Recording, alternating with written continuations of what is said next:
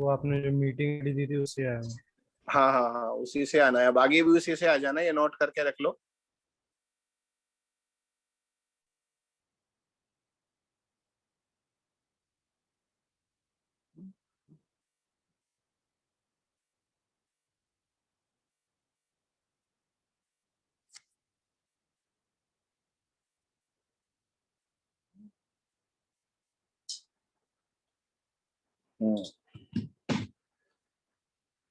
Okay,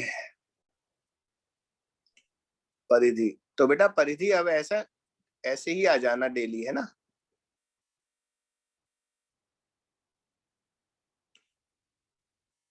परिधि मेरी आवाज आ रही है बेटा? Yes sir. तो डेली इसी तरह से ज्वाइन कर लेना अब आप, है ना। ओके। डायरेक्ट जूम के थ्रू। अब उसमें क्लास शेड्यूल करने का मन नहीं है काफी, उसका ध्यान रखना पड़ता है, भूल जाता हूँ मैं। क्लास को नहीं भूलता, शेड्यूल करना भूल जाता हूँ। तो बेटा आज हम लोग स्टार्ट कर रहे हैं करंट इलेक्ट्रिसिटी।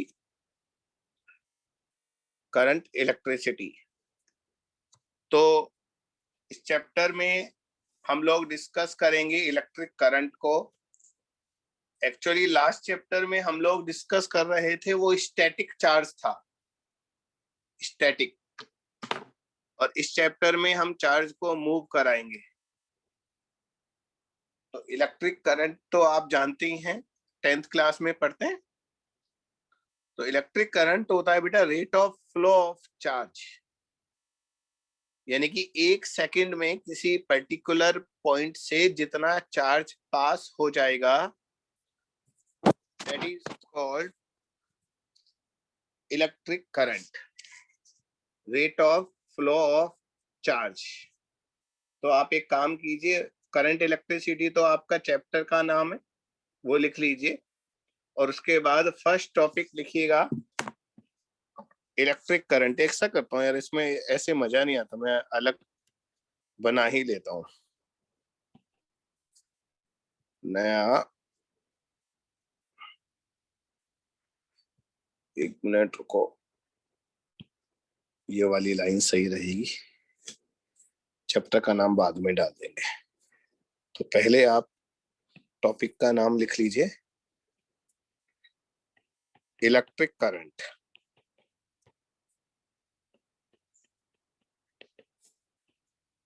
देखिए, rate of flow of charge is called electric current. लिखिएगा मैं जो बोल रहा हूँ, rate of flow of charge is called electric current.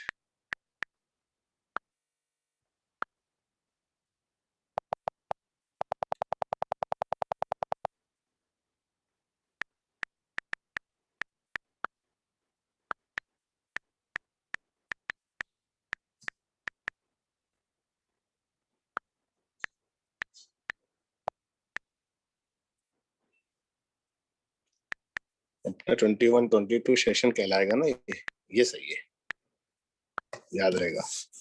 तो बच्चों I is equal to Q by T भी लिख सकते हैं हम, सिंपल Q बाई टी, और dQ by D T. Basically हमें Q बाई टी तो तब लिखना चाहिए जब करंट कांस्टेंट है, और dQ बाई डी टी हमें तब लिखना चाहिए जब करंट कांस्टेंट नहीं है, और कोई डिफरेंस नहीं है। जैसे अपन 11th क्लास में करते थे ना, अगर वेलोसिटी कांस्टेंट होती थी तो हम डायरेक्ट लिख देते थे डिस्प्लेसमेंट अपॉन टाइम। लेकिन अगर वेलोसिटी कांस्टेंट नहीं होती थी तो हम उसे लिखते थे ds बाई डी टी। याद होगा जो मैं बोल रहा हूँ, है ना। उसी तरह अगर करंट कांस्टेंट है तो Q बाई टी लिख दो, और कांस्टेंट नहीं है तो dQ बाई डी टी लिखो। फिर बच्चों आपको याद होगा 7 फंडामेंटल फिजिकल क्वांटिटीज, उनमें से इलेक्ट्रिक करंट भी एक होता है। तो ये वाला स्टेटमेंट लिखो, electric current is one among 7 fundamental physical quantities. Electric current is one among 7 fundamental physical quantities.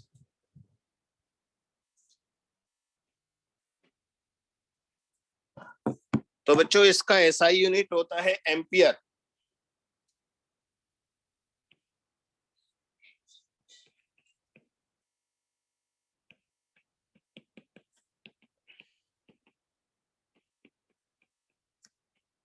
ए से लिखते हैं बेटा, और इसका डायमेंशन तो डायरेक्ट ए ही होगा क्योंकि बेचारा खुद फंडामेंटल है।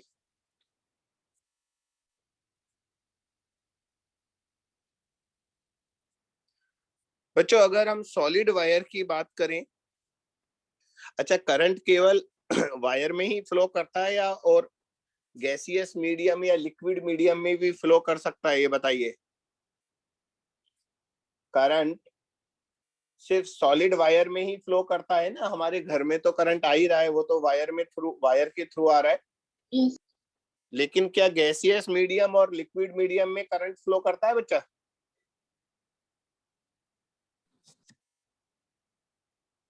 बोलो। सर वाटर में करेगा।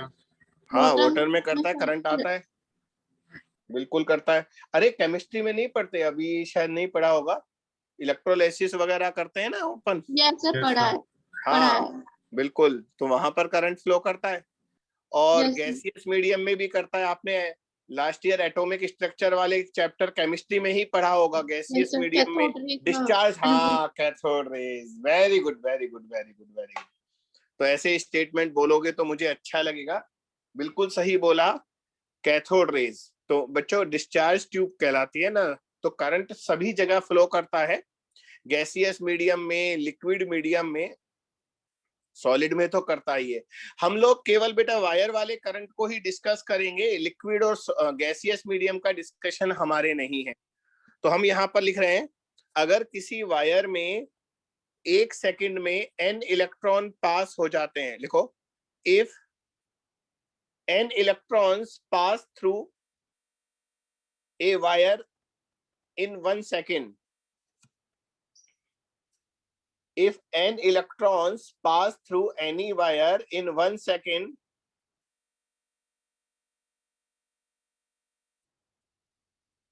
then current through wire is I is equals to NE.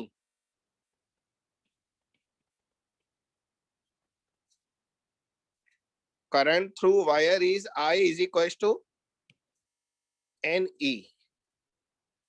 तो बच्चों अगर 1 सेकंड में n इलेक्ट्रॉन पास हो रहे हैं तो current I is equal to NE आएगा।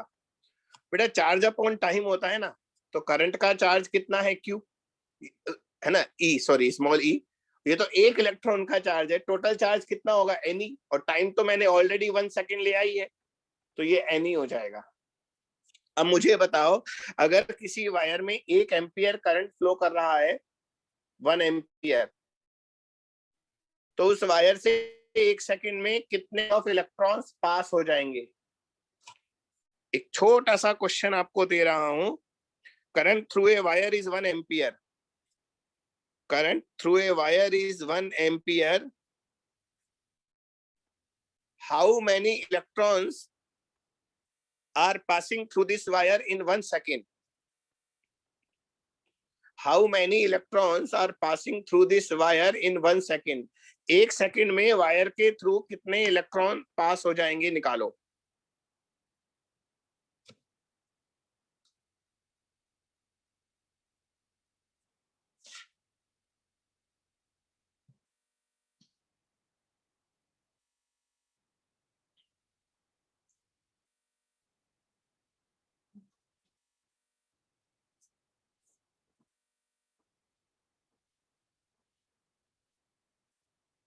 नंबर बताओ। Sir, 9 into 10 to the power 16. 9 आ रहा है क्या बेटा? 9 शायद नहीं आएगा, कुछ और आएगा शायद, देखो। अरे हर्षित तू बैठा क्यों, आंसर बता या तो, या सॉल्व कर। सर सोच रहा था मैं कुछ। सॉल्व कर लिया तो आंसर बता, सॉल्व नहीं किया तो सॉल्व कर, बैठा क्यों है? फिर देख, फिर बैठ गया। और आलसी इंसान, सॉल्व कर। आपको n निकालना, n बराबर i अपॉन e कर दो ना।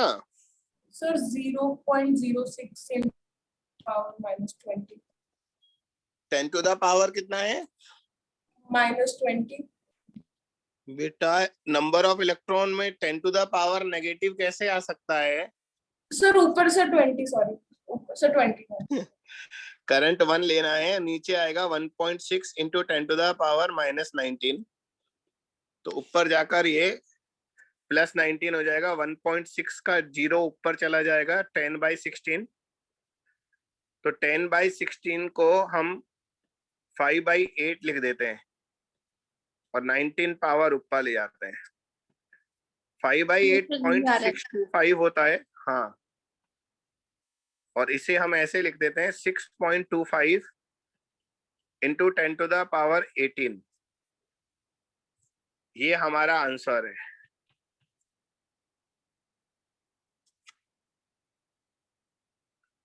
इस नंबर को केमिस्ट्री में कुछ बोलते हैं, आपको या तो पढ़ाएंगे या पढ़ा दिया होगा। ये एक फेराडे कहलाता है शायद, ये वही है। पढ़ाया होगा ना? हाँ, ये नंबर फेराडे नंबर कहलाता है शायद, लेकिन अपने फिजिक्स में यूज नहीं करते उस टर्म्स को, उस टर्म को।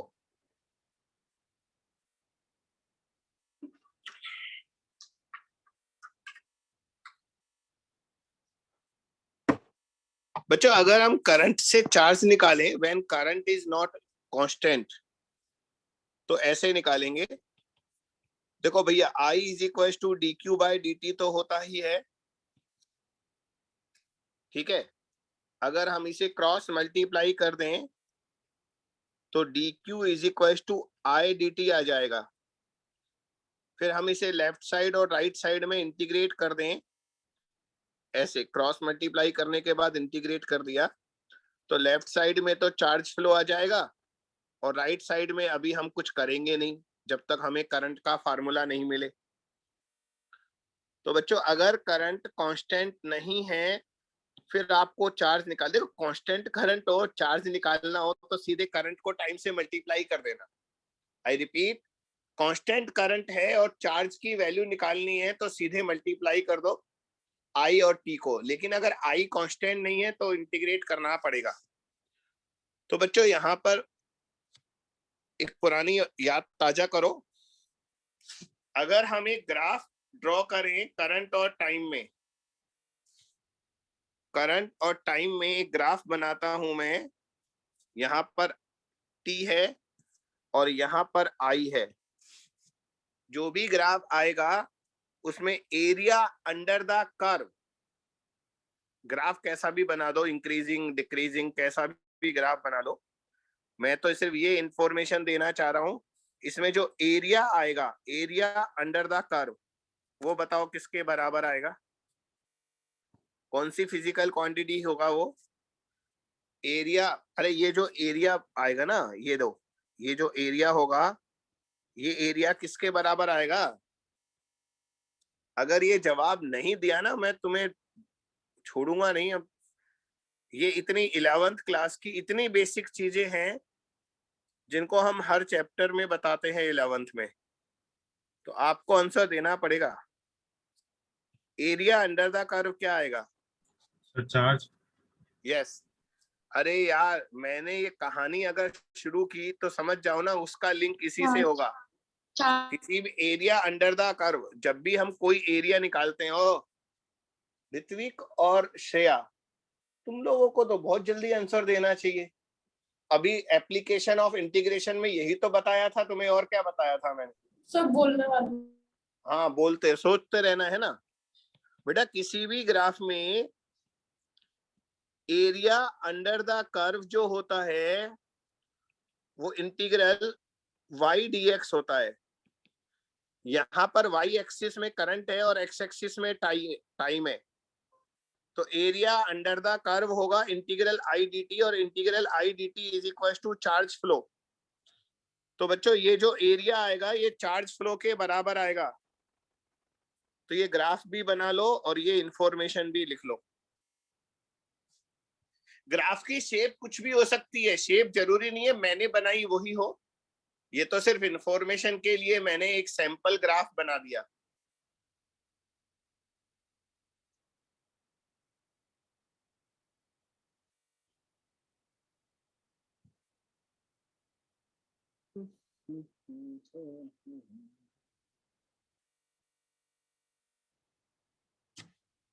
Done, sir. ठीक है।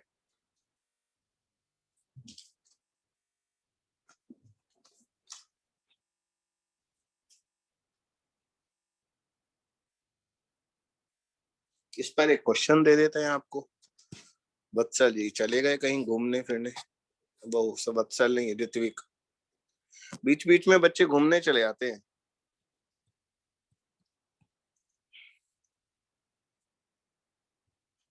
Evening walk.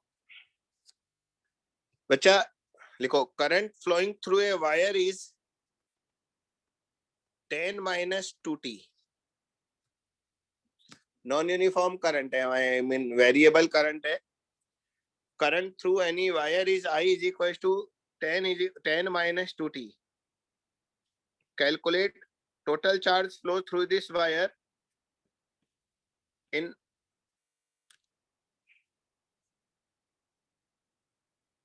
1 minute। 1 मिनट में कितना चार्ज फ्लो करेगा बताओ।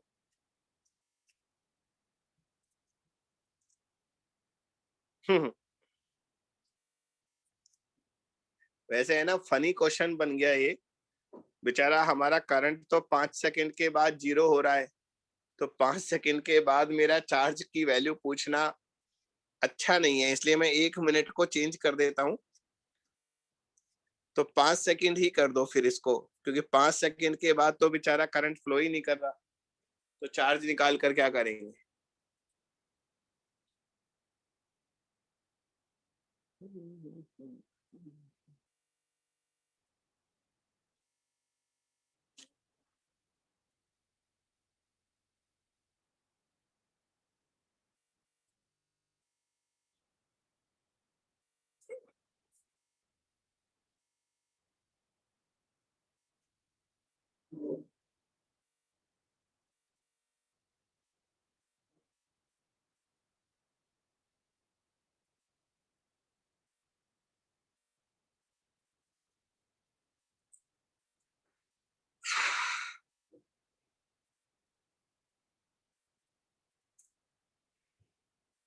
बोल दो भैया अगर आंसर आ गया तो।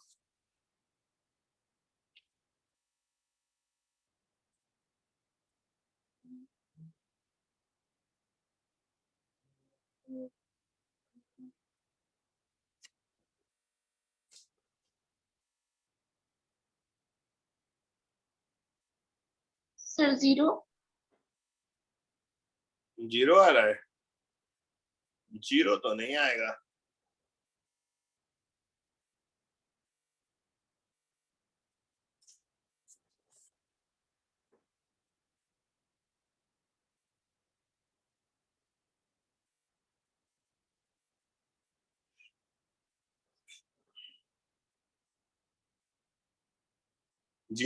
is wrong answer। Sorry sir, वो लैपटॉप ओवरहीट हो गया था इसलिए बंद हो गया। हमें लगा इवनिंग वॉक पर चले गए भैया।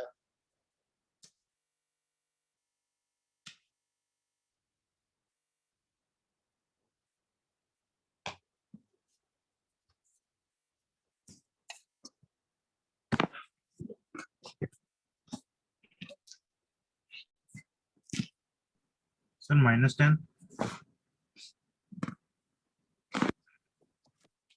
अरे क्या करते हो पांडे जी, -10 कहां से आ गया।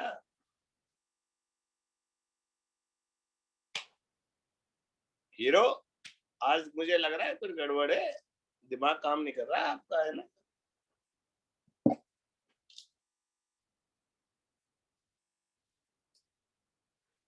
देखिए हम बताते हैं। तो भैया जी बात ऐसी है कि आप 2 तरह से इसका सॉल्यूशन कर सकते हैं। पहला चार्ज फ्लो इंटीग्रेशन से निकाल सकते हैं। मैंने पहले ही कहा था जब कांस्टेंट करंट नहीं हो तो आप चार्ज की वैल्यू इंटीग्रेशन से कैलकुलेट करेंगे। तो इसका इंटीग्रेशन आएगा 10t minus T square. Limit आप लगाएंगे 0 से 5 सेकेंड। तो मुझे तो ये 25 कूलम लग रहा है बेटा आंसर। बहुत सिंपल सा क्वेश्चन था ये तो।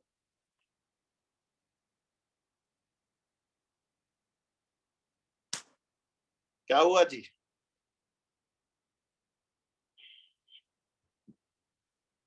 जी क्या हुआ? सर डी में गड़बड़ हो गई। हाँ, दूसरा मेथड ये है कि आप एक ग्राफ बना लो। तो जब आप ग्राफ बनाएंगे तो ये एक स्ट्रेट लाइन आएगी नेगेटिव स्लोप की, क्योंकि इनिशियल करंट है 10 और फिर वो करंट धीरे धीरे 0 हो रहा है। देख लो, हमारा इक्वेशन से साफ पता लग रहा है करंट डिक्रीज हो रहा है। और कितने टाइम के बाद करंट 0 हो जाएगा? 5 सेकंड के बाद। और इनिशियल करंट कितना है? 10 एम्पियर, क्योंकि t is equal to 0 put करोगे 10 आएगा। अब ये एरिया निकाल लो। तो एरिया आएगा half into base into height. तो बच्चों इससे भी 25 कूलम आ रहा है।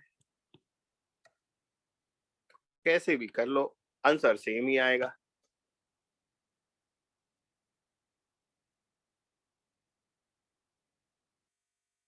सर हमने ऊपर 10A क्यों दिया? बेटा Yes, t sir, वो इज इक्वल कैसे टू भी 0 पुट करेंगे ना यहाँ, तो इनिशियल करंट 10 आएगा ना t को 0 पुट करने पर। या हाँ, तो इसका मतलब हमारा इनिशियल करंट 10 है और धीरे धीरे डिक्रीज हो रहा है और 5 सेकंड पर 0 हो रहा है। ये 5 सेकंड क्यों लिखा मैंने? क्योंकि है ना, यहाँ पर करंट को 0 पुट करोगे तो t आपका 5 सेकंड आएगा, यानी कि 5 सेकंड पर करंट 0 हो गया।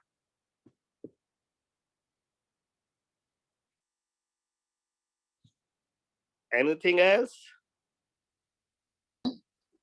बच्चों? अब नेक्स्ट फिजिकल क्वांटिटी लिखो, करंट डेंसिटी।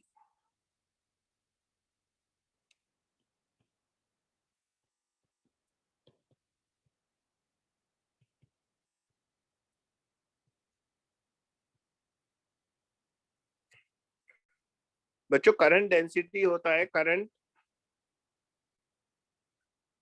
पर यूनिट क्रॉस सेक्शन एरिया। जैसे ये कोई, एक मिनट थोड़ा सा मुझे,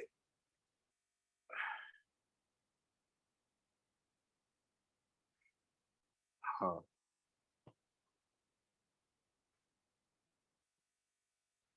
मैं क्या वायर बनाने वाला हूँ एक। इस चैप्टर में वायर बनाना पड़ेगा कई बार। तो बच्चों ये एक सिलेंड्रिकल वायर है, इसका क्रॉस सेक्शन एरिया A है और इसमें कोई करंट फ्लो कर रहा है इस तरह से I। तो करंट डेंसिटी को बेटा सिंबल होता है J and this is current per unit cross section area.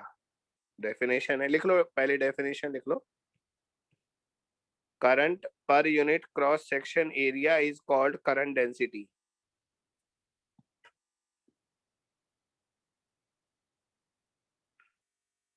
J is equal to I upon A, where A क्या है? क्रॉस सेक्शन एरिया है इस सिलेंड्रिकल वायर का, और I करंट है।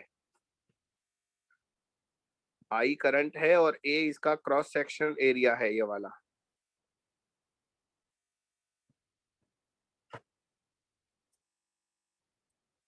बच्चों इसको है ना ऐसे भी लिखते हैं,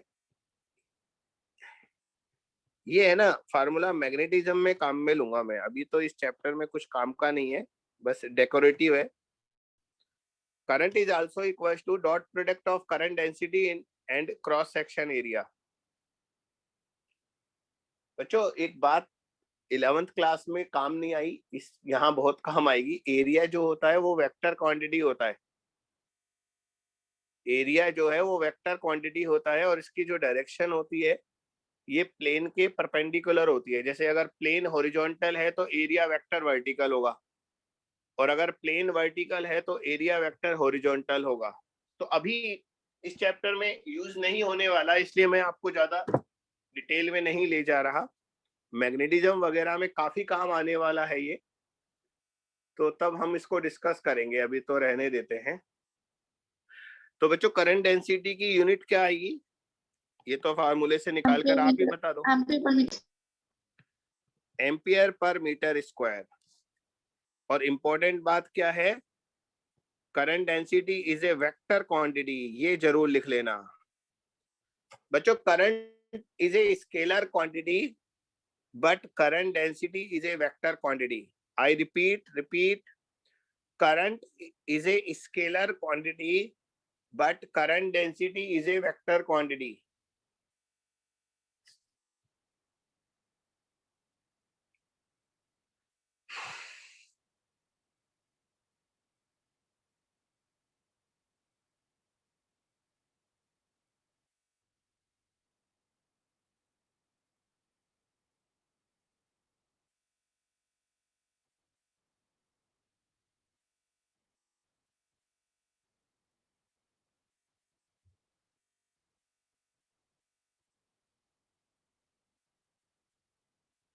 चलिए, तो बच्चों करंट डेंसिटी अपने इस चैप्टर में काम नहीं आएगा, थोड़ा बहुत काम आएगा, फॉर्मूले से काम चल जाएगा, तो हम डिटेल में नहीं जा रहे। हम नेक्स्ट टॉपिक पर मूव कर रहे हैं जिसका नाम है ड्रिफ्ट वेलोसिटी।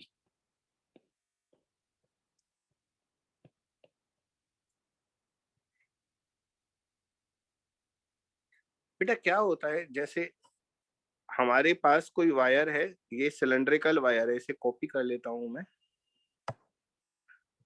तो ये कोई सिलेंड्रिकल वायर है, इसमें जब आप करंट फ्लो कराओगे ना, करंट का मतलब इलेक्ट्रॉन है, तो वो इलेक्ट्रॉन है ना स्ट्रेट पाथ पर मूव नहीं करते, बेचारे थोड़ा सा चलने की कोशिश करते हैं। मान लो इधर चलने की कोशिश की, फिर किसी से टकरा गए, टकरा कर वापस आ गए, इधर आ गए। फिर आगे जाने की कोशिश की, फिर किसी से टकरा कर फिर वापस आ गए, इधर आ गए। फिर आगे जाने की कोशिश की, फिर टकरा कर वापस आ गए। फिर आगे जाने की कोशिश की। तो इस तरह से ये टकरा टकरा कर टक्कर कर करके आगे बढ़ते हैं। तो बेचारे है ना, जरा सा ही आगे बढ़ पाते हैं, बहुत ज्यादा आगे नहीं बढ़ पाते। तो मतलब अगर आप 1 सेकेंड में इनका डिस्प्लेसमेंट कैलकुलेट करोगे तो आपको मिलीमीटर्स में डिस्प्लेसमेंट नजर आएगा। एक्चुअल में तो इनकी स्पीड इतनी ज्यादा होती है, 1 सेकेंड में ये मतलब मिलियन ऑफ 1000 ऑफ किलोमीटर का डिस्टेंस ट्रेवल कर सकते हैं। एक्चुअल स्पीड तो इतनी ज्यादा होती है इलेक्ट्रॉन की, पर टक्कर करने की वजह से ये आगे नहीं बढ़ पाते और इनका एवरेज स्पीड मुश्किल से 1 मिलीमीटर या 2 मिलीमीटर पर सेकंड होता है। This average speed is called drift velocity. बच्चों कहानी समझ में आ गई पूरी? हर्षित Yes, sir. मुझे ये नहीं समझ में आ रहा, तू कितने डिवाइस है तेरे सामने? कभी तू नीचे दिखता है, कभी तू सामने दिखता है, कभी तू बाजू में दिखता है। सर एक ही डिवाइस है फोकस्ड नजर नहीं आ रहा मुझे, क्यों? सर, आज थोड़ा हो रखा है, दिन अच्छा नहीं जा रहा आज का। हाँ मैं तेरे से कुछ कह रहा था ना, वो बात सच है। तो क्या तू शेयर कर सकता है क्या प्रॉब्लम हुई है? तो वैसे ही सर, आज थोड़ा पढ़ाई में थोड़ी दिक्कत हो रही है। मतलब काहे को हो रही है? कहीं डांट पड़ गई? नहीं सर, एक तो मैथ्स में थोड़ी सी डांट भी नहीं सर, अपने ऊपर ही हो रहा है कि आता हुआ नहीं कर पाया ढंग से। हाँ ये ऋत्विक हंस रहा है, तो पक्का है ना मैथ्स की क्लास में कुछ आज बवंडर हुआ है पक्का। और सर वैसे ऋत्विक भी तू सर बता उसके बाद क्या हुआ आज क्लास में, अमित सर सर की क्लास में? सर मेरा आंसर आ गया था इसका, और एक और बच्चा उसने कुछ हाँ गलत हाँ, वो एक्सप्लेनेशन मैं दे दी, तो जानता हूँ, सर ने खंडेलवाल थोड़ा होगा सा ना, डांट दिया। उसका नाम क्या है? हर्षिल। हर्षिल खंडेलवाल, हर्षिल। हाँ। हाँ, तो सर ने थोड़ा सा डांट दिया, मतलब डांटा नहीं, समझाया। नहीं नहीं, डांटा ही होगा, डांटना भी चाहिए, इसमें क्या है। तो पढ़ोगे लिखोगे नहीं तो डांट ही पड़ेगी, और क्या। तो उसका असर यहाँ भी दिखाई दे रहा है, गूंज, उसकी गूंज डांट की इस क्लास में भी नजर आ रही है। तो बेटा थोड़ा सा मूड सही कर ले, अच्छा लगेगा। Okay sir. तो मैं ये कह रहा था कि ये इलेक्ट्रॉन अगर फ्री होते ना मूव करने के लिए, अगर इनकी टक्कर नहीं हुई होती तो एक सेकंड में ये दिल्ली से कोटा पहुंच जाते, इतनी फास्ट इनकी स्पीड होती है, इतना फास्ट मूव करते हैं। But due to multiple collision ये ज्यादा नहीं चल पाते, and the net velocity of the electron और average velocity of the electron is very very less, approximately millimeter per second. This average velocity of electron is called drift velocity. तो चलो 2-4 लाइनें लिखा देता हूं जो मैंने बोला, लिखो। When a potential difference is applied across any wire, when a potential difference is applied across any wire,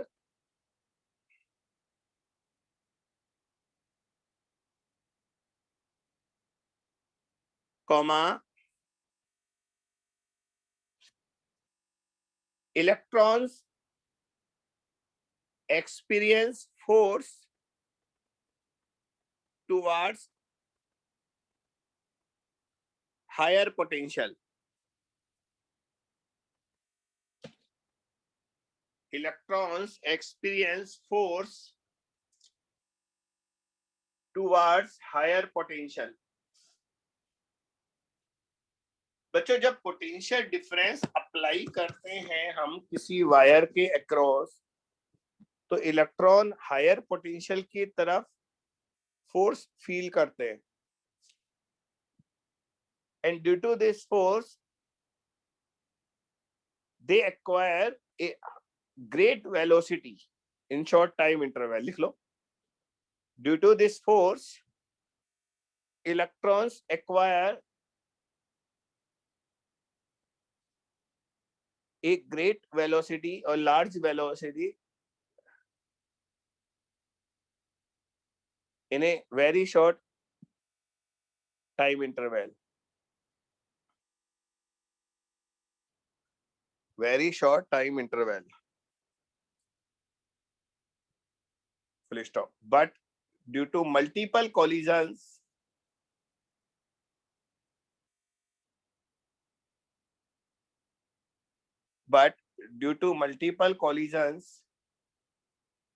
net displacement of electrons is very less.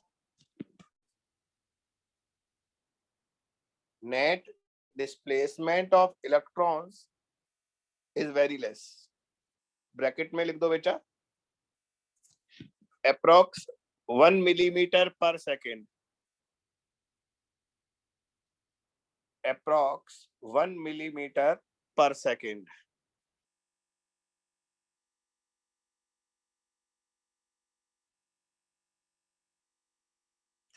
तो बच्चों इतनी कम वेलोसिटी होती है, लिख लो, this velocity is called drift velocity.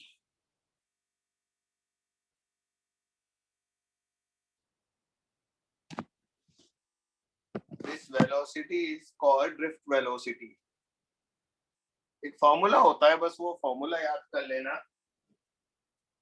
Drift velocity का। ये diagram तो बनाओ या नहीं बनाओ कोई खास फर्क नहीं पड़ेगा। ड्रिफ्ट वेलोसिटी को वीडी लिखते हैं, ये होता है small E capital E upon M into tau.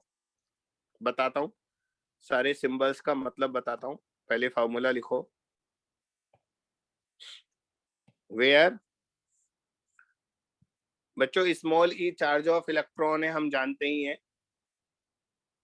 और एम मास ऑफ इलेक्ट्रॉन है। लिखना चाहो तो लिख लो, E is equals to charge of electron, M is equals to mass of electron. Capital E है इलेक्ट्रिक फील्ड,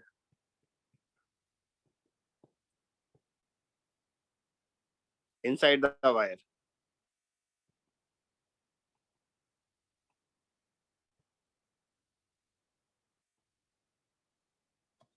और बच्चों टॉ जो है, this is called time of relaxation.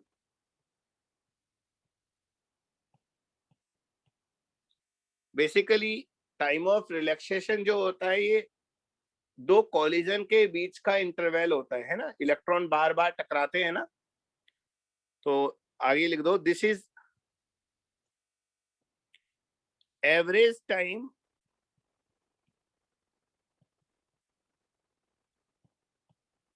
Between two successive collision.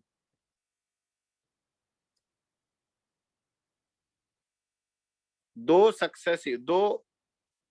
Continue collision के बीच का ये एवरेज टाइम होता है बच्चा।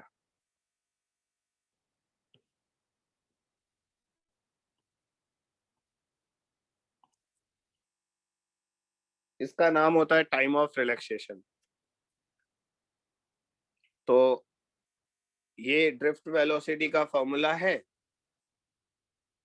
बहुत ज्यादा काम का नहीं है, लेकिन अब जो बता रहा हूं वो काम का है। Relation between current and drift velocity.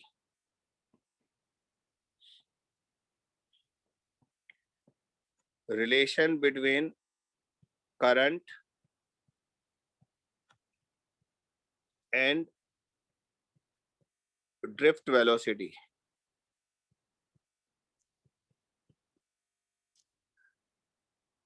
यहां भी आपको ये डायरेक्ट फार्मूला ही याद करना है, लेकिन ये काम का है।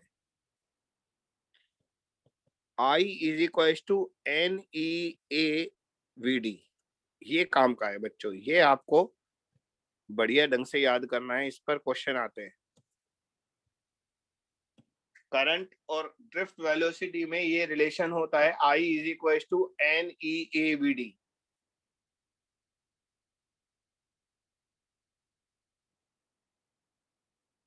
सिंबल क्या है? I तो करंट है ही वायर में। यार किसी का फोन बज रहा है क्या? I है करंट थ्रू द वायर और VD ड्रिफ्ट वेलोसिटी है, तो ये दोनों तो लिखने नहीं है, बाकी लिखने। स्मॉल ई भी नहीं लिखना, स्मॉल ई हम जानते हैं। तो ए तो है cross section area of wire, लिख लो। A is equal to cross sectional area of wire. और बच्चा एन जरूर है, एन थोड़ा अलग है, ये वो वाला एन नहीं है जो थोड़ी देर पहले लिखा था हमने, ये एन थोड़ा डिफरेंट है। देखो, this is free electron density, this is free electron density. बेटा फ्री इलेक्ट्रॉन डेंसिटी का मतलब होता है, sir number of electrons upon volume. हाँ very good, number of free electrons per unit volume of the substance. लिखते जाओ जो मैं बोल रहा हूँ। सर एक बार इनकी नंबर रिपीट ऑफ, करना। हाँ हाँ बोल रहा हूँ, स्मॉल एन होता है फ्री इलेक्ट्रॉन डेंसिटी, जिसका मीनिंग है number of free electrons per unit volume of the substance. Number of free electrons per unit volume of the substance.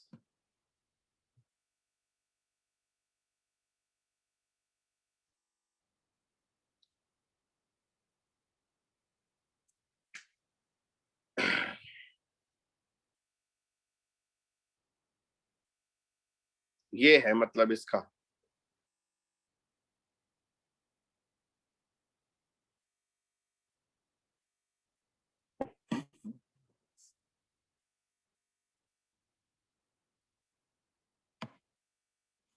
कहाँ गए बाकी के पेज? इस पर एक क्वेश्चन मिल जाएगा। अच्छा अच्छा, मैंने इसको क्या है वो इस वाले मोड पर कर रखा है, स्क्रॉलिंग नहीं है, कंटिन्यू स्क्रॉल कर देते हैं।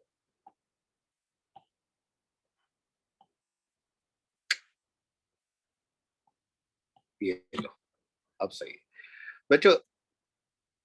एक वायर है जिसका cross sectional area 2 millimetre square है। इस वायर की डेंसिटी 9000 किलोग्राम पर मीटर क्यूब है, और वायर मतलब जिस मटेरियल का बना है उसका एटॉमिक वेट 50 है। इस वायर में 5 एम्पियर का करंट फ्लो हो रहा है। और एक इंफॉर्मेशन और दे रखी है, इस वायर में जितने एटम है ना, उनमें से हर एटम एक इलेक्ट्रॉन फ्री कर रहा है। Each atom contributes 1 free electron. तो इस इंफॉर्मेशन से बताना है ड्रिफ्ट वेलोसिटी क्या होगा। थोड़ा सा डिफिकल्ट है ये क्वेश्चन,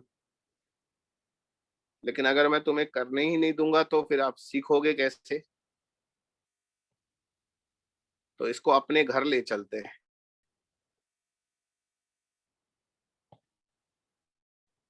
यहां लाकर पेस्ट कर दिया। क्वेश्चन एक बार फिर रिपीट कर दूं। बच्चों, एक वायर है जिसका cross sectional area 2 millimetre square है और उस वायर में 5 एम्पियर का करंट फ्लो हो रहा है। वायर की डेंसिटी और एटॉमिक वेट दोनों गिवन है। Every atom contribute 1 free electron, यानी कि जितने एटम है उतने फ्री इलेक्ट्रॉन होंगे, सीधी सी बात है। तो ड्रिफ्ट वेलोसिटी निकालना है। तो बच्चों, ये तो आप जानते ही हैं कि रिलेशन तो आपको यही वाला काम में लेना है, ये वाला। लेकिन इसमें चैलेंज है, आई आपको पता है, ई आपको पता है, ए आपको पता है, लेकिन एन नहीं पता। ये एन निकालना ही चैलेंज है इस क्वेश्चन का, ये बता दूं।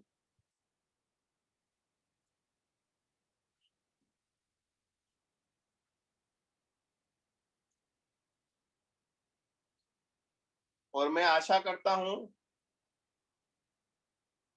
कि आप लोगों ने असाइनमेंट कर लिया होगा। आप लोग टेस्ट के लिए शायद प्रिपेयर होंगे।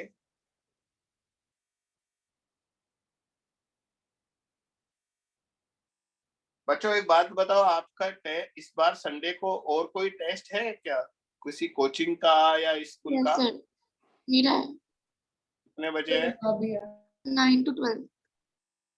और श्रेया, तुम्हारा कब है? सर, पूरे डे के लिए। पूरे दिन? यस पूरे दिन क्यों है?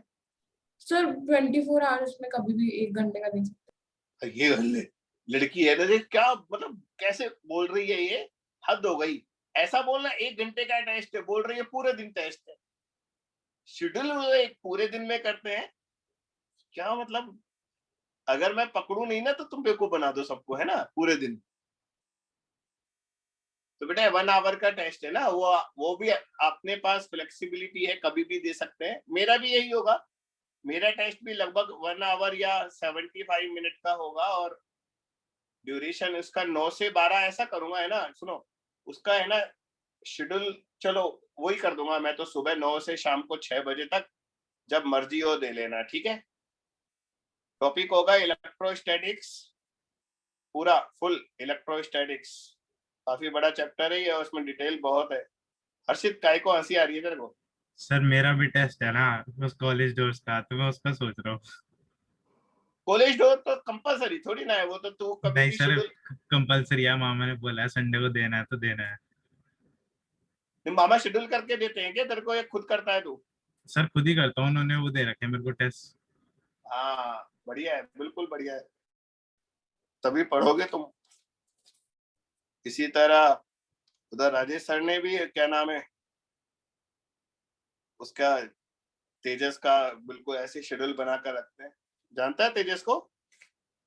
नहीं सर। अच्छा, तू नहीं जानता होगा। वो तो मतलब अभी जेई दे रहा है इस बार।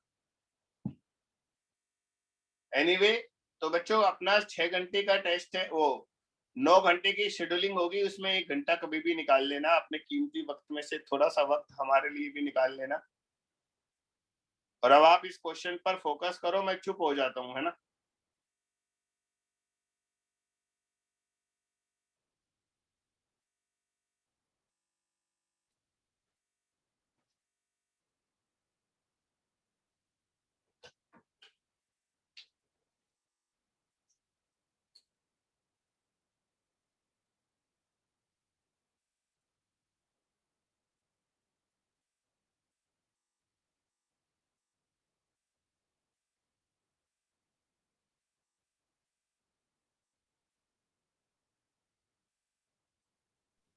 सर वॉल्यूम तो आ गई, लेकिन एन कैसे कैलकुलेट करूँ वो चीज समझ नहीं आ रही।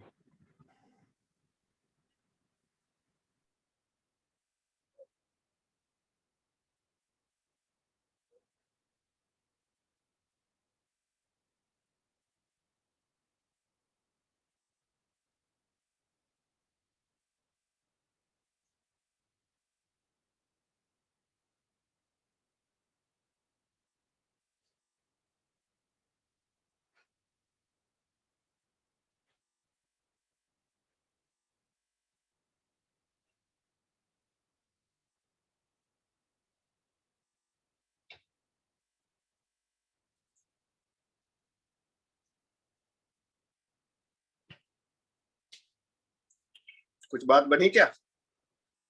सर 4.8 मीटर पर सेकेंड। आंसर मैं बाद में सुनूंगा, पहले ये बताओ परिधि, एन निकाला कैसे, small N? Sir rho into N upon AW। Rho into NA upon MW मतलब AW। तो ये फॉर्मूला आपको डायरेक्ट बताया हुआ है क्या कोचिंग में? Yes sir. हम्म,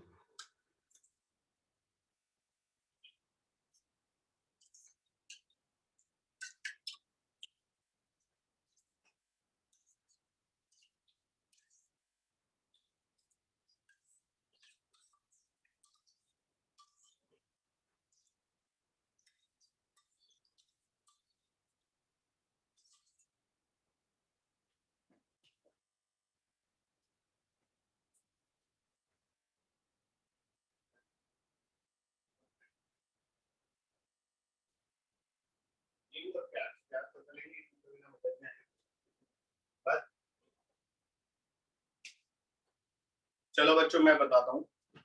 ये लड़की जो फार्मूला बोल रही है ना, दरअसल मैं इस क्वेश्चन में वो आपसे डिराइव करवाना चाहता था, और सर बेसिकली ना, हाँ बोल। सर 1 मिनट बस, मेरा आने वाला है। चल हम और वेट कर लेते हैं, ऐसी क्या बात है।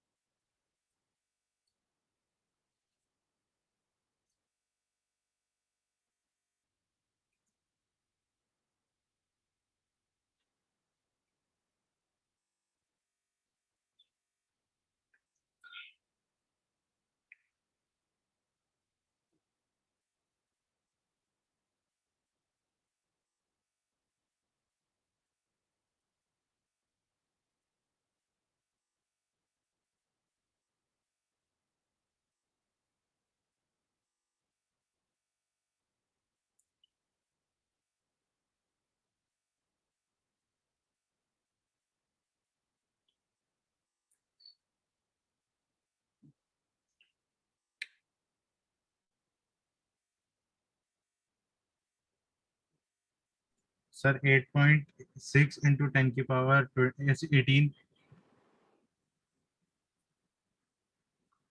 एक्चुअली हर्षित, मैं ना आंसर अभी बिल्कुल सुनना भी नहीं चाहता, क्योंकि मुझे है ना मेथड जानना है, क्योंकि इसमें कैलकुलेशन भी थोड़ी ज्यादा है, तो देर में भी कैलकुलेशन मिस्टेक आल्सो, लेकिन मुझे मेथड जानना है इसमें। सर मैंने वॉल्यूम निकाल ली, रो और उससे मास दे रखा है, मैं एटॉमिक मास, और वो दे रखा है डेंसिटी। हम्म, तो सर उससे वॉल्यूम निकाल ली मैंने। ठीक है फिर। सर वॉल्यूम, और हमारे को एन की वो दे रखी है कि number of electron per unit, और गिवन इंफॉर्मेशन ये है कि ईच एटम कंट्रीब्यूट्स 1 इलेक्ट्रॉन, तो उसको वो कर दिया। तो 9/5 इंटू 10⁻²² आ गया मेरी एन की वैल्यू। चलो ठीक लग रहा है मुझे।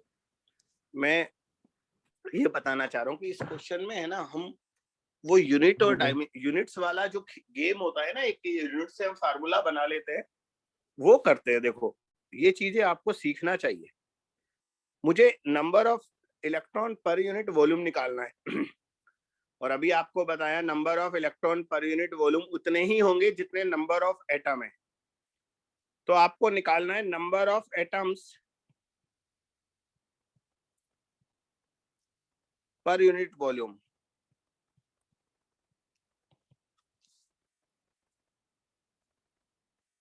बच्चों वॉल्यूम जो होता है वो मास अपॉन डेंसिटी होता है, उल्टा तो नहीं बोल गया मैं? Yes, सही sir. बोला हूँ? सही है, मास अपॉन सही डेंसिटी। बोला हूँ, हाँ। तो वॉल्यूम को मैं लिख देता हूं मास अपॉन डेंसिटी। अब नंबर ऑफ एटम्स, अब हम जानते हैं हमारा जो एटॉमिक वेट होता है वो होता है मास पर यूनिट मोल। ये आप जानते हैं कि जैसे हम बोलते हैं किसी का एटॉमिक वेट अगर 50 है तो वो 50 एक्चुअल में क्या होता है, 50 उसका यूनिट क्या होता है, वो होता है ग्राम पर मोल। Yes, sir. तो अगर मैं मास की जगह एटॉमिक वेट लिख दूं तो ये हो जाएगा ग्राम पर मोल, यानी कि नीचे तो ग्राम रह जाएगा लेकिन ऊपर मोल आ जाएगा। मोल को एवोगाड्रो नंबर से मल्टीप्लाई कर दो, क्योंकि एवोगाड्रो नंबर की यूनिट होती है मोल इनवर्स, तो वो मोल भी कैंसिल हो जाएगा। तो बच्चों ये वो वाला फार्मूला है जो मैंने यूनिट के दम पर बना दिया, ओनली यूनिट। इसमें मैंने और कुछ यूज नहीं किया, यूनिट्स को मल्टीप्लाई और डिवाइड करके फार्मूला बना दिया, इससे वैल्यू निकालो। और यहां से जो n आएगा फिर उसे हम i बराबर NEVD में NEAVD में रख देंगे। तो रो आपका है 9 into 10 to the power 9, sorry 10 to the power 3। Avogadro number होता है 6 इंटू 10 टू द पावर 23। और एटॉमिक वेट आपको मैंने दिया है 50। अब बच्चों एक और प्रॉब्लम है, ये 50 भी ग्राम है, इसे भी किलोग्राम में कन्वर्ट करो, ये भी एक मुसीबत है। तो 9 6 जा 54 आ गया, 54 डिवाइडेड बाय 5 और 10 की पावर इकट्ठी करो, 3 और 3 6 और 6 और 23 29, 29 में से एक जीरो हटा दो, नीचे वाला 28 हो जाएगा। तो बच्चा ये हमारा number of free electron per unit volume आ गया। इसका यूनिट आएगा meter cube -3, meter inverse cube per meter cube बोल लो। अब हम वीडी निकालेंगे। वीडी क्या होता है बेटा? I upon NEA। आई मैंने 5 एम्पियर दिया है आपको, 5 एम्पियर। एन आपने निकाला 54/5 into 10 to the power 28। Small e होता है 1.6 इंटू 10 टू द पावर -19। और एरिया मैंने मिलीमीटर स्क्वायर दिया है, उसको भी मीटर स्क्वायर में कन्वर्ट करना है, तो 10 टू द पावर -6 हो जाएगा बच्चा वो। ये सारी बातें समझ में आई मैंने क्या क्या कर दिया? Yes, sir. Yes sir. इस वाले 5 को sir. ऊपर ले जाओ तो ये हो जाएगा 25 डिवाइडेड बाय 54 इंटू 1.6 इंटू 2, 1.6 और 2 को मैं 3.2 लिख देता हूं। अब पावर बताओ कितनी बची? न्यूमेरिकल वैल्यू तो सारी लिख दी। 19 और 6 -25 हो गया, -25 28 में से जाएगा तो नीचे 3 बचेगा, 3 को ऊपर लाऊंगा तो -3 बचेगा। बच्चों ये सब सीखो मैं कैसे प्रोसीड करता हूँ, आपको मदद मिलेगी, हेल्प मिलेगी। अब ये छोटी सी कैलकुलेशन है, 25/54 इंटू 3.2, ये अपन कर लेते हैं।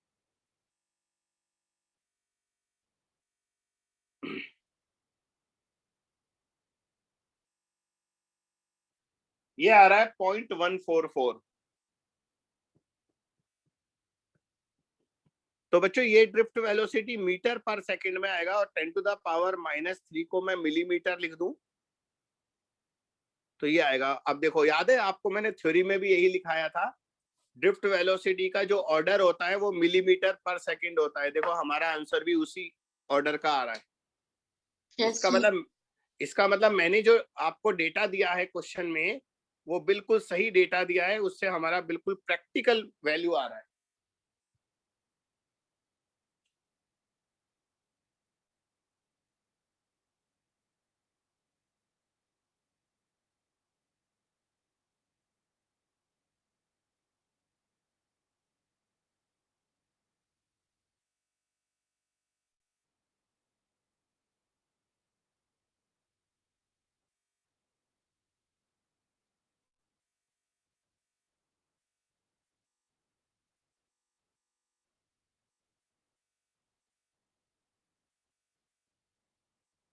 Yes, sir.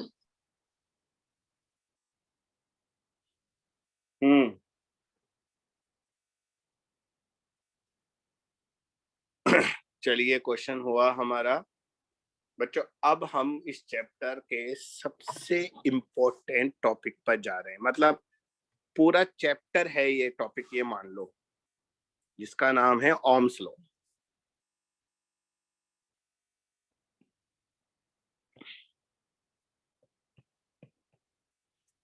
तो बच्चों आप मानकर चलिए पूरा करंट इलेक्ट्रिसिटी है ओम्स लॉ।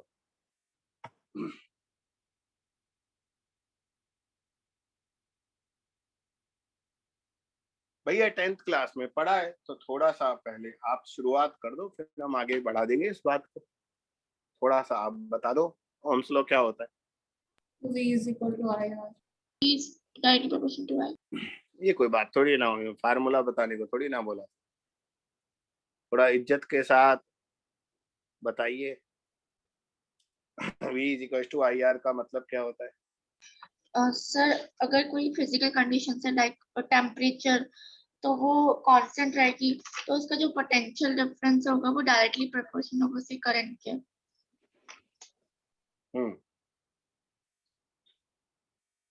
मैं चाहता हूँ थोड़ा सा और प्रैक्टिकल वे में पढ़ना सीखे, आप बात को समझिए बच्चों। जब भी किसी वायर के दोनों एंड के बीच कोई पोटेंशियल डिफरेंस अप्लाई किया जाता है, मैं इसे कॉपी करने आया हूं वायर को, बस इसको कॉपी करके हम वापस अपने घर चले जाएंगे। तो जैसे ये कोई सिलेंड्रिकल वायर है और इसमें हमने कोई पोटेंशियल डिफरेंस अप्लाई किया, मान लो यहाँ पर मैंने ज्यादा पोटेंशियल लगा दिया, ये हायर पोटेंशियल है, ये लोअर पोटेंशियल है। बच्चों करंट हमेशा हायर पोटेंशियल से लोअर पोटेंशियल की तरफ जाता है। तो जैसे ही आप पोटेंशियल डिफरेंस अप्लाई करोगे तो इस वायर में तुरंत एक करंट आएगा अकॉर्डिंग टू द ओम। अरे मैं लिखा दूंगा, लिखने की टेंशन मत लो। जो ये करंट होता है ये डायरेक्टली प्रोपोर्शनल होता है पोटेंशियल डिफरेंस के, और पोटेंशियल डिफरेंस डायरेक्टली प्रोपोर्शनल होता है करंट के। और फिर जो कांस्टेंट ऑफ प्रोपोर्शनलिटी आता है वो R होता है। Yes sir. This is called Ohm's law. तो बच्चों थोड़ा अच्छे से पढ़ें, चीजों को समझें। आप जितना ज्यादा पोटेंशियल डिफरेंस अप्लाई करेंगे करंट भी उतना ही ज्यादा बढ़ जाएगा। तो current is directly proportional to potential difference. लिखो मैं जो बोल रहा हूँ वो लिखना, बाद में ये कॉपी कर लेना। देखो when A potential difference is applied, when A potential difference is applied at the two ends of a wire,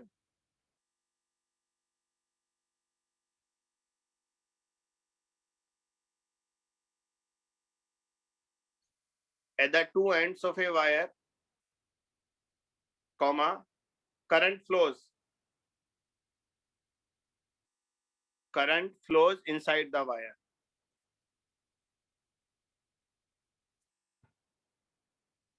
Current flows inside the wire. Next line. According to Ohm,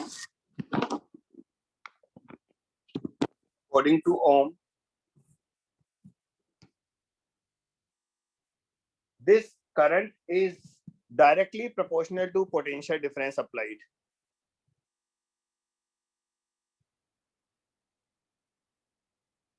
This current is directly proportional to potential difference applied.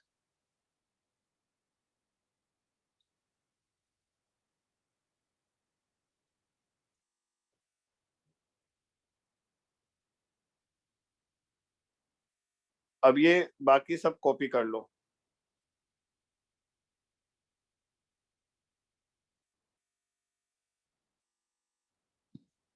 बच्चों इस chapter में delta V को only V लिखते हैं, इसलिए हम इसे V is equal to IR बोलते हैं। डेल्टा नहीं लगाते, होता वो डिफरेंस है, लेकिन डेल्टा लगाते नहीं है, ओनली V लिखते हैं।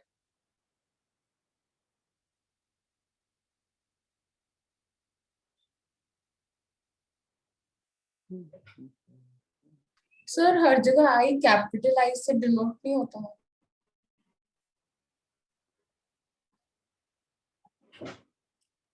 श्रेया आपकी आवाज कट गई, एक बार बेटा रिपीट करना पड़ेगा। सर हर जगह आई कैपिटल आई से नहीं डिनोट होता सर, 10th में भी यही पढ़ा था। हाँ, कोई फर्क नहीं पड़ता, स्मॉल ले लो कैपिटल ले लो, उससे कोई फर्क नहीं पड़ता। मतलब ये कोई स्टैंडर्ड सिंबल नहीं है बेटा जिन्हें हम फिक्स करें। फिजिक्स में ऐसे बहुत सारे सिंबल्स होते हैं जिन्हें हम फिक्स कर देते हैं, जैसे यूनिवर्सल ग्रेविटेशनल कांस्टेंट है, गैस कांस्टेंट है, बोल्ट्जमैन कांस्टेंट है। ये सारे ऐसे सिंबल्स हैं जिनको हम चेंज नहीं कर सकते, लेकिन बाकी सिंबल्स को हम चेंज कर सकते हैं। जैसे मास को आप स्मॉल m लिख दो, कैपिटल M लिख दो, कोई फर्क नहीं पड़ता। वेलोसिटी को स्मॉल v लिख दो, कैपिटल V लिख दो, कोई कुछ नहीं कहता। सिमिलरली करंट को भी हम कुछ भी डिनोट कर सकते हैं, आई स्मॉल आई कैपिटल आई, कुछ भी लिख लो, है ना। तो ये वाला कोई ऐसा कोई पॉइंट है नहीं, इशू नहीं है। मतलब आपका मन करे आप कैपिटल आई लिख लो, मेरी हैबिट थोड़े स्मॉल लिखने की है तो मैं स्मॉल लिख देता हूँ। हो सकता है इस चैप्टर में आगे मैं कैपिटल आई लिखना शुरू कर दूं। Clear? Yes sir. Yes sir. तो बच्चों ये ओम्स लॉ है, delta V is equal to I R. और मैंने कहा ना इस चैप्टर में हम डेल्टा V को ओनली V लिखते हैं, होता वो डेल्टा V ही है, पोटेंशियल डिफरेंस ही होता है। नीचे एक लाइन ऐड करो, current always flows from higher potential to lower potential.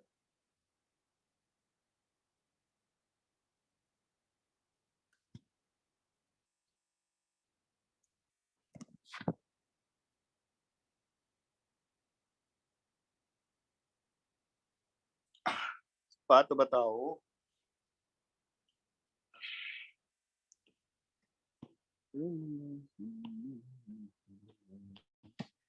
जैसे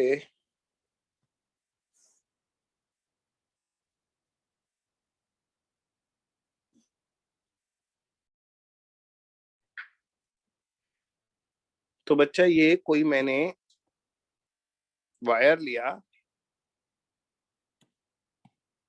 उसमें क्या दिक्कत है, और है ना मैंने आपसे कहा इस वायर का रेसिस्टेंस 10 ओम है। हाँ बच्चा, अभी मैंने रेसिस्टेंस के बारे में आपको कुछ बताया नहीं, और फिर क्वेश्चन में बाद में दे दूंगा, मुझे फिर अच्छा नहीं लगेगा। तो पहले आर के बारे में इंफॉर्मेशन लिख लो, क्वेश्चन बाद में कर लेंगे। लिखो, R is called electric resistance of the wire. R is called electric resistance of the wire, और इसकी यूनिट ओम होती है बेटा, कैसे पता है? OHM। हाँ, आर की जो SI यूनिट होती है वो ओम होती है, और उसका सिंबल ये होता है ओम का, ऐसा कुछ सिंबल होता है। तो जो वायर का जो रेसिस्टेंस है, इसको रेसिस्टेंस क्यों बोलते हैं?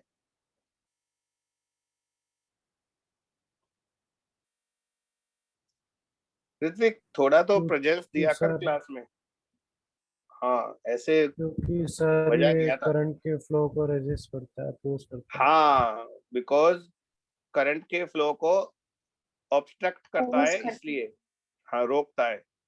और क्यों करंट के फ्लो को क्यों रोकता है? क्योंकि इलेक्ट्रॉन है ना अंदर टकराते हैं, वो टक्कर की वजह से उसका फ्लो ऑब्स्ट्रक्ट होता है, तो उसकी वजह से ये रेसिस्टेंस होता है। तो basically this is the obstacle in the flow of electron. R की जो वैल्यू है वो वायर की डायमेंशंस पर डिपेंड करती है, कितना लेंथ है, कितना क्रॉस सेक्शन है, वो मैं अभी आपको थोड़ी देर बाद बताऊंगा। रेसिस्टेंस अलग से डिस्कस करेंगे डिटेल में हम। तो एक लाइन तो ऐड कर लो, देखो, electric resistance is the obstacle in the flow of electron inside the wire. Obstacle in the flow of electrons inside the wire.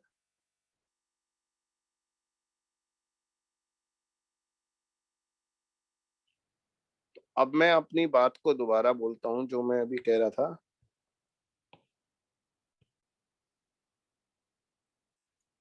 तो एक छोटा सा क्वेश्चन पूछ रहा हूँ बेटा, ये कोई ये कोई वायर है हमारे पास, इस वायर का रेसिस्टेंस 10 ओम है।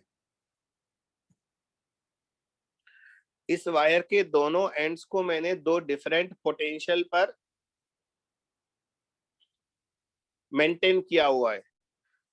तो मान लो यहाँ का पोटेंशियल है 50 वोल्ट और यहाँ का पोटेंशियल है 30 वोल्ट। तो मुझे बताओ इस वायर में कितना करंट फ्लो करेगा और किस डायरेक्शन में करेगा?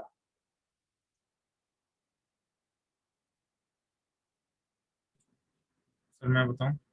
अरे बता यार, तू भी तो इस क्लास का ही पार्ट है, ऐसी क्या बात सर है? 2 एम्पियर करे, 2 एम्पियर होगा और सर क्या कहते हैं 30 से 50 से 30 के टुवर्ड्स रहेगा। भाई हर्षित ने जो बोला क्या ठीक बोला?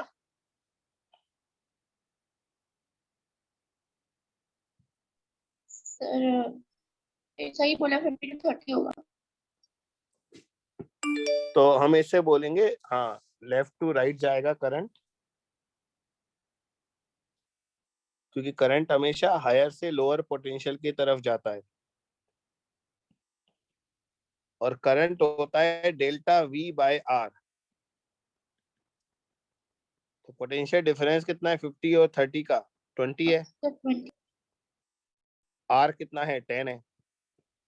2 एम्पियर आ गया।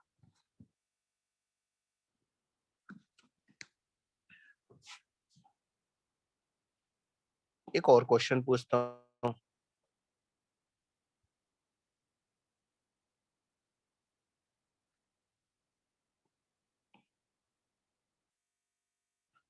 बच्चा, ये एक वायर है जिसमें करंट इधर जा रहा है, इस बार राइट टू लेफ्ट। इस वायर का रेसिस्टेंस 10 ओम है।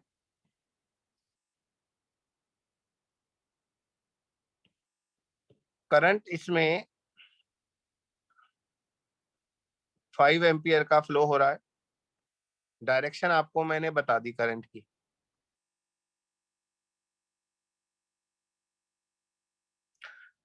बच्चों, अगर इधर वाला राइट लेफ्ट एंड का पोटेंशियल अगर मान लो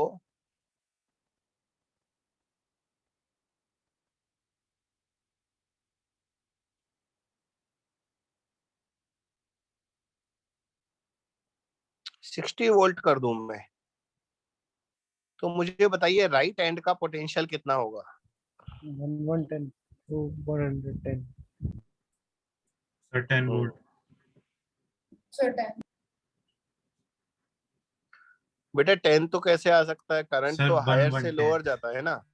1 1 हाँ, 110। अगर आपने राइट एंड का पोटेंशियल 10 कर दिया तो फिर तो करंट को 60 से 10 की तरफ जाना चाहिए था ना।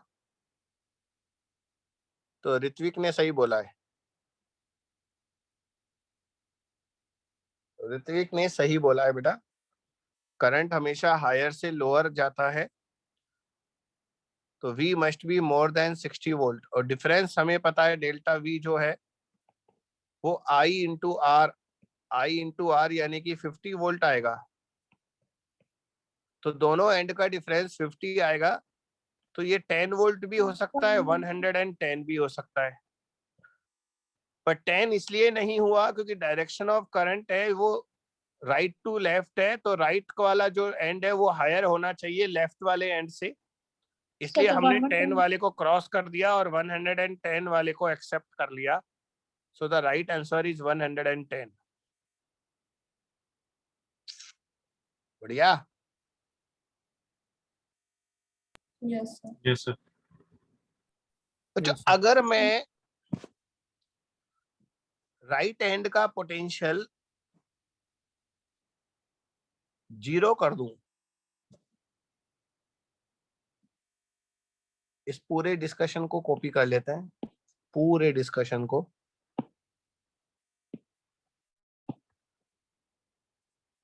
इस बार मैंने क्या किया, क्वेश्चन में आपको दे दिया कि भैया जो ये वाला एंड है राइट एंड, ये 0 वोल्ट है,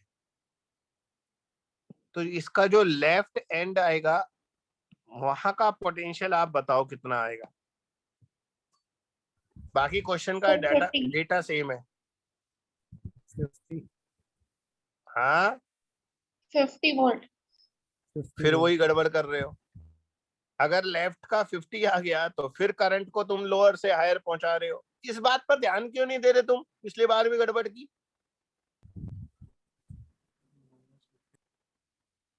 अगर आपने Minus लेफ्ट 50. एंड को हायर पोटेंशियल पर रख दिया तो फिर करंट कैसे जा सकता है? 0 से 50 थोड़ी ना जा सकता है करंट। करंट तो सर हमेशा हायर minus से लोअर 50. जाएगा। बोलो सर -50। हाँ -50. -50 आएगा बेटा। पोटेंशियल Yes, नेगेटिव सर तो हो मैंने भी सकता बोला है। था। इतना धीरे क्यों बोलता है कि हमको सुनाई ना दे? तो बेटा ये -50 हो जाएगा क्योंकि डिफरेंस हमारा 50 रहना चाहिए और लेफ्ट हमेशा राइट से कम होना चाहिए क्योंकि करंट राइट से लेफ्ट जा रहा है। तो बच्चा अगली क्लास, आज का हम लेक्चर यहीं स्टॉप कर रहे हैं।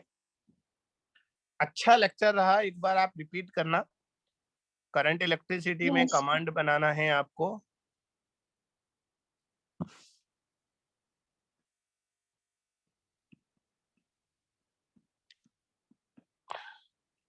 तो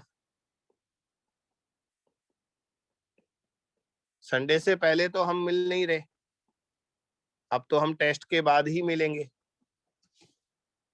तो बच्चा आप टेस्ट की प्रिपरेशन अच्छे से करो। पहले तो बिना प्रिपरेशन के मत जाना वरना बुरी हालत होगी, आप जानते हो, मैं हर बार बोलता हूँ। और श्रेया, अगर इस बार आपने टेस्ट नहीं दिया या कुछ भी मुझे आकर बोला, तो पिछली बार आपको मैंने कुछ कहा था कि मुझे कोई एक्सक्यूज नहीं चाहिए, मैं यहाँ पर बहुत स्ट्रिक्ट हूँ। सर दूंगी। हाँ देना ही है, चाहे दूसरा छोड़ देना पर मेरा देना है। हालांकि मैं छोड़ने के लिए बोल नहीं रहा क्योंकि 1 घंटे का वो है, 1 घंटे का मेरा होगा, 2 घंटे ही निकालने हैं। पर अगर कोई मुसीबत आ भी जाए तो इस बार हमें प्रायोरिटी दोगे आप। तो बच्चों मिलते हैं फिर टेस्ट के बाद। अभी कहाँ गया Bye, वो? sir. सब छोड़कर भाग गए मुझे। चलो नहीं बाय बेटा। सर, ये bye sir. Okay. Thank you sir. Bye sir, thank you sir.